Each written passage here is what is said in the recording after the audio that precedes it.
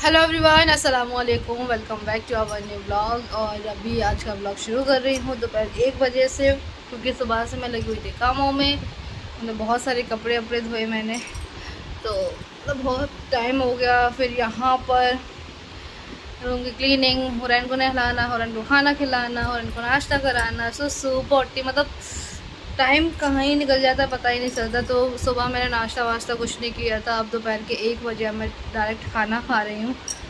तो आज भाभी ने बनाई है अंडा करी, और मैंने सुबह हलवा बनाया था पापा के लिए, क्योंकि पापा ड्यूटी जा रहे थे उस टाइम पे। तो हलवा बच गया है, तो अभी हलवा और अंडा करी और रोटियां खाएंगे। अब रुक भी आ जाए खाना खाने के लिए। अच्छा, ऐसे किस किस के साथ में होता है जब काम बहुत सारा होता है ना, तो खाने का ही ध्यान भूल जाते हैं, नाश्ते का ही ध्यान भूल जाते हैं कि हमें नाश्ता भी करना है, हमें खाना भी खाना है, जो भी है। तो अब काम जो है निपट गया है, हुरैन को भी नहला दिया है, खाना वाना सब कुछ मतलब रेडी है। तो अब मैं बैठ करके खाना खा रही हूँ, उसके बाद ही नहाऊंगी थोड़ा सा रेस्ट करने के बाद, क्योंकि इतनी ज़्यादा थकान सी हो गई ना। बहुत सारे कपड़े मैंने आज धोए हैं, तो थकान बहुत ज़्यादा हो गई। तो मैं सोच रही हूँ पहले खाना खा लेती हूँ, उसके बाद ही थोड़ा सा आराम करने के बाद फिर नहाऊंगी। तो अभी खाना खाते हैं, ठीक है। तो गाइज़, ये हमारी अंडा करी, ये हलवा और ये है रोटियाँ। तो आप लोग भी आ जाएं खाना खाने के लिए। तो गाइस, अब मैं मिल रही हूँ आप लोगों से डायरेक्ट शाम में। मेरे पैर में ना इतनी ज़्यादा खुजली हो रही थी, तो मैंने ये निकाल दिया, और ये मैंने उंगली में पहन लिया था, मैं फिर से पहन ले रही हूँ पैर में। और हुरैन यहाँ पे सो गई है। अभी शाम का टाइम हो रहा है। जैकी भाई अपनी जॉब से लौट कर आ गए हैं, तो वो बोल रहे हैं कि मैं फ्रेंच फ्राइज़ लेकर के आया हूँ, खा ली। तो अब मैं जा रही हूँ आगे, तो फ्रेंच फ्राइज़ खाते हैं अभी।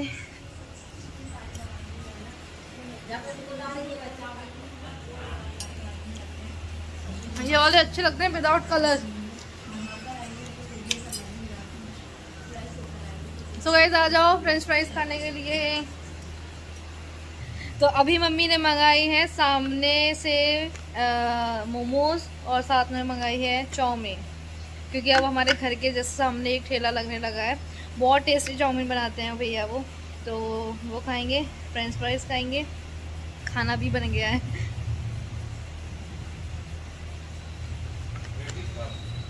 बैटरी खराब थी, ले आए। अच्छा, अरे गाड़ी की, तो बच्चों की तो गाड़ी नहीं थी वो, आलिया अनाया की। तो ऊपर डले डले ख़राब हो गई थी, तो उसकी बैटरी ख़राब निकली। अब वो चार्ज भी नहीं हो रहा था। उस दिन चला के देखी थी, तो क्या, उस दिन चला के देखी थी ना, तो वो चार्ज भी नहीं हो रही थी, और फिर वो चार्ज नहीं होगी तो चलेगी कैसे।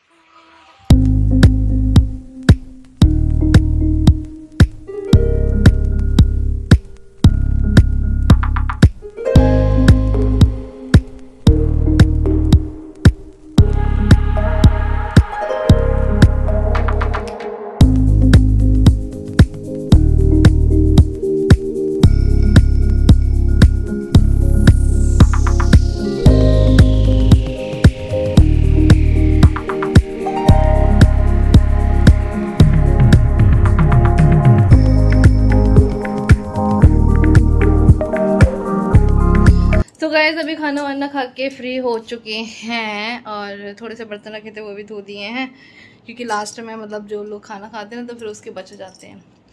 तो बस अभी धो के सीधा अपने रूम में आई हूँ। हुरैन अपनी नानी के साथ में खेल रही हैं, और ये गए हैं भैया के साइड, क्योंकि कुछ काम था उनको। अभी बज रहे हैं रात के 11। तो अब मैं जाके आप लोगों से बात कर रही हूँ।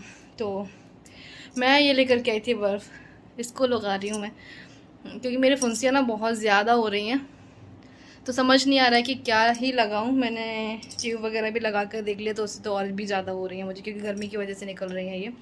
तो हाँ गाइस, फुंसियों को देख करके मुझे एक कमेंट याद आया कि किसी एक पर्सन ने ये लिखा हुआ था कि अगर इतनी ज़्यादा फुंसियाँ हो रही हैं तो तेजाब लगा लो इसके ऊपर।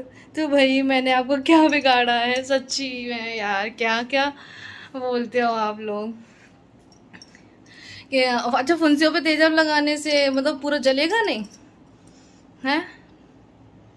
मुझे तो ऐसा लगता है कि तेजाब बहुत ज़्यादा खतरनाक होता है, इससे फेस वगैरह सब कुछ जल जाता है।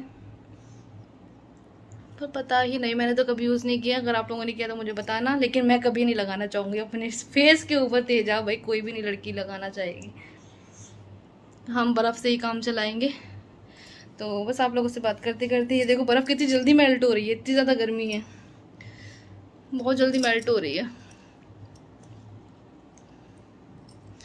तो चलो मैं इसको लगाती हूँ, फिर मैं आप लोगों से मिलती हूँ, ठीक है। तो गाइज अब देखो, अब मेरे चेहरे पे कितना ज़्यादा ग्लो आ गया है, मतलब आइस क्यूब लगाने के बाद में अब मैं डेली लगाया करूँगी। मुझे थोड़ा अच्छा लगा अपना फेस, वरना मेरा पता है मेरी ना स्किन बहुत ज़्यादा डल होती जा रही है, बहुत ज़्यादा डल होती जा रही है। मैं क्या ही करूँ, मुझे समझ में नहीं आ रहा है। या फिर तो मेरा जो वेट गेन हो रहा है उसकी वजह से हो रहा है, या फिर धूप की वजह से, या कुछ भी समझ लो, गर्मी की वजह से, क्योंकि पसीना इतना ज़्यादा आता है ना, तो बस क्या ही बताऊं। तो मेरी स्किन बहुत ज़्यादा डल होती जा रही है यार, मैं क्या करूं। अब जो है वेट लॉस करना ही पड़ेगा मुझे, क्योंकि अब मुझे खुद को अच्छा नहीं लग रहा है। और अब तो मुझे कमेंट्स भी आने लगे मोटी मोटी कह करके। पहले मैं शादी के टाइम पे बहुत मतलब सही थी, एकदम फिट थी, लेकिन अभी मैं डबल हो चुकी हूँ शादी से।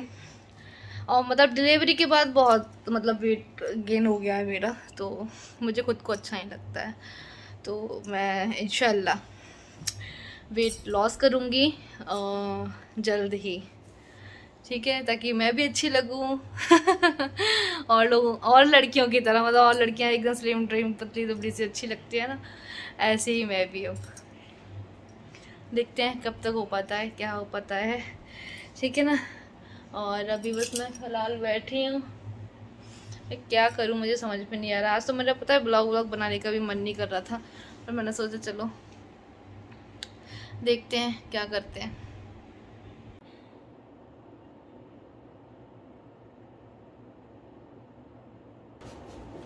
पता है गाइस, पहले से मतलब अब इतनी लाइफ चेंज हो जाती है ना कि मतलब पहले जब हमारी नई नई शादी हुई थी तो उस टाइम पे बहुत मस्ती करते थे हम लोग नहीं। और मतलब फ़ोटो खिंचाना रात में, चाहे जब तैयार हो रहे हैं कि हाँ भाई चलो ठीक है फ़ोटो क्लिक करेंगे, मतलब ऐसा ही हम लोगों का चलता था दोनों के बीच में। लेकिन अब मतलब लाइफ पूरी ही चेंज हो गई है बेबी आने के बाद में। अब तो मुझे खुद का ही ध्यान नहीं रहता है कि मुझे चोटी भी करनी है, कि मुझे कुछ और भी काम करने हैं। मतलब सारा दिन होराइन में ही हो जाता है, मुझे टाइम का बिल्कुल भी पता ही नहीं चलता है। और फिर ऊपर से मेरी वीडियो रहती है, तो वीडियो भी बनाना होता है, कोई स्पॉन्सर्स की वीडियो जो आ जाती हैं तो वो भी मुझे बनानी पड़ती हैं। तो मतलब सारा दिन मेरा ऐसा ही चला जाता है।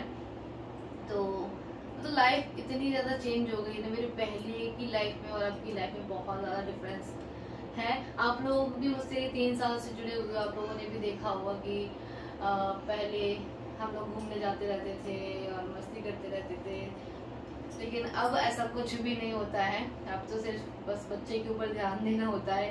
अब तो मतलब ख्वाहिशें एकदम से ख़त्म ही हो गई हैं। पहले ऐसा होता था कि नहीं अपने लिए कुछ मेकअप का सामान लेना है, अपने लिए कुछ ड्रेस लेनी है या कुछ भी। अब सिर्फ ऐसा लगता है कि नहीं, अब अपने बच्चे के लिए सब कुछ करना है। मतलब जब भी मैं मार्केट जाती हूँ तब भी हुरैन के लिए मुझे कुछ ना कुछ तो लेना ही होता है। और जब भी ये भी जाते हैं तब भी हुरैन के लिए कुछ ना कुछ लेकर के ही आते हैं, चाहे बोले उसकी चॉकलेट्स हो या फिर उसका कुछ रैपर्स वगैरह हो या फिर उसके कपड़े हो।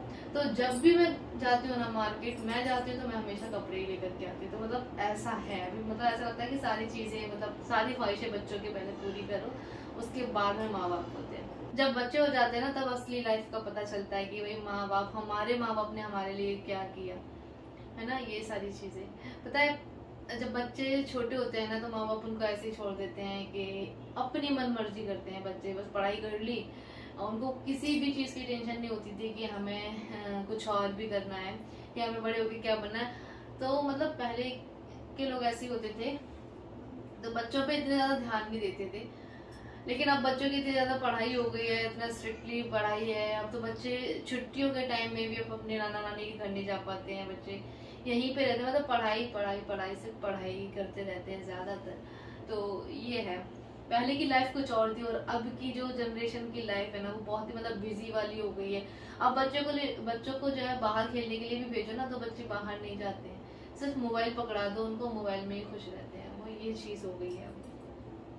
तो मैं बात कर रही थी मतलब कि जब मेरी शादी हुई थी ना, हाँ, मुझे एक चीज़ याद आई, क्योंकि मैं इसमें वीडियोस वगैरह देख रही हूँ, मतलब मुझे पहले की चीज़ एक याद आई कि जब मेरी शादी हुई थी, मतलब हम अपने मायके से कुछ भी सीख करके जाएं, ससुराल में हमें बिल्कुल जीरो से शुरुआत करनी पड़ती है। जो भी न्यूली ब्राइड होंगी या जिसकी शादी होने वाली है गर्ल्स की, तो मैं उनके लिए भी बताऊंगी, मतलब मायके में आप कुछ भी कर लो, कुछ भी सीख लो, वो काम नहीं आएगा।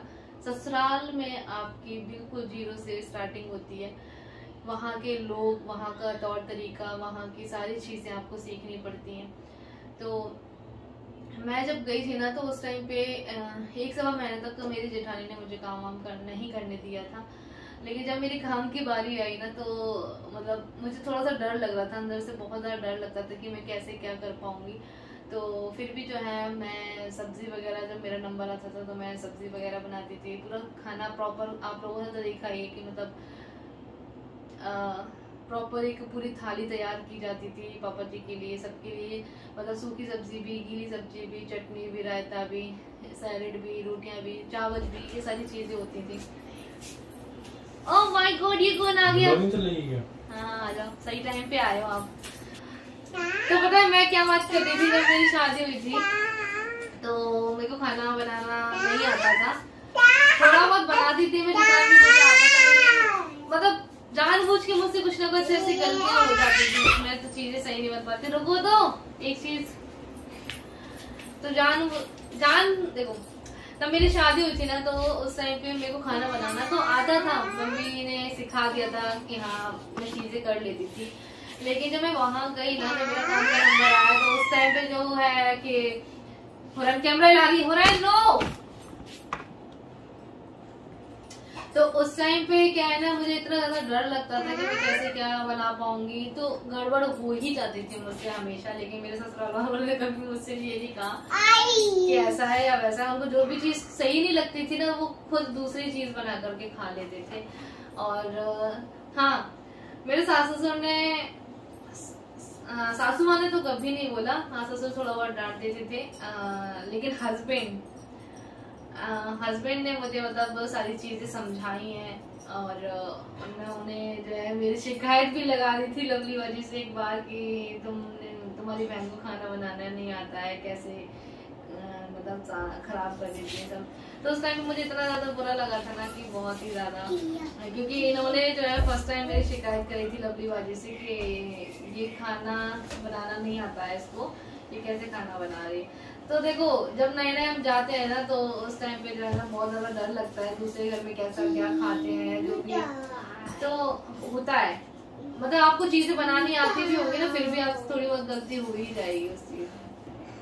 तो उस टाइम पे जो है ना इन्होंने मुझे डांटा था, और उस टाइम पे जो है लगी बाजी से इन्होंने शिकायत भी लगाई थी मेरी। तो फिर मैंने जब से जो है ठान लिया था, मैं ना लगी वजह से ऐसे रो के कह रही थी, पता नहीं मैं अच्छा बनाने की कोशिश तो करती हूँ लेकिन मुझसे खराब हो जाता है। तो फिर लवली वजह ने बोला अच्छे से बनाएगा, डर मत, धीरे धीरे करके सब सीख जाएगी। लेकिन जब भी मम्मी या फिर बाजी बनाती हैं तो उसको देखा कर तो सीख जाएगी। तो मैंने बोला चलो ठीक है, लेकिन तब से जो है मैंने ठान लिया था कि नहीं अब तो मुझे इनको करके ही दिखाना है, मैं अब हार नहीं मानने वाली हूँ। और ना ही अब मैं, मतलब अब तो सब जो है तारीफ ही करेंगी, अब कोई बुराई नहीं करेगा कि कैसा बनाया है। मतलब सबसे पहले जो है हस्बैंड है मेरे, मतलब घर में उन्होंने मुझे ऐसे ही डांट के समझा के मतलब किया है। तो पहले ऐसा ही लगता था, स्टार्टिंग में किस किस के साथ में ऐसा हुआ मुझे बताना एक बार, ठीक है, कमेंट करके। और तो धीरे धीरे करके जो है सब सीख जाते हैं और सब कुछ अच्छे से हो जाता है। तो अभी तो फिलहाल ये आ गए हैं वहाँ से लौट करके, और हुरैन भी आ गई हैं आगे से, क्योंकि अब बज रहे रात के 12। तो 12 बजे मैं आप लोगों से बात कर रही हूँ, अभी तक हमें नींद नहीं आ रही है, हम ऐसे ही बैठे हुए फिलहाल, क्योंकि मैं अकेली थी तो मैं मोबाइल ही चला रही थी। और मोबाइल चलाते चलाते जो है मुझे पुरानी बातें याद आ रही हैं, पुराने फोटोज़ वगैरह सारी चीज़ें, तो वही देख रही थी मैं। तो मैंने सोचा चलो आप लोगों से भी थोड़ी बात कर लो। हाँ, और अगर मुझे इंस्टा पे फॉलो नहीं किया तो जल्दी से जाकर इंस्टाग्राम पे फॉलो भी कर सकते हैं आप लोग। भैया जल्दी जल्दी से सब्सक्राइब कर लें। और इस ब्लॉग का एंड मैं यही कर रही हूँ। मिलूंगी फिर से एक नए ब्लॉग में। अल्लाह हाफिज़, अपना ख्याल रखना, दुआ में जरूर याद रखना। Bye bye.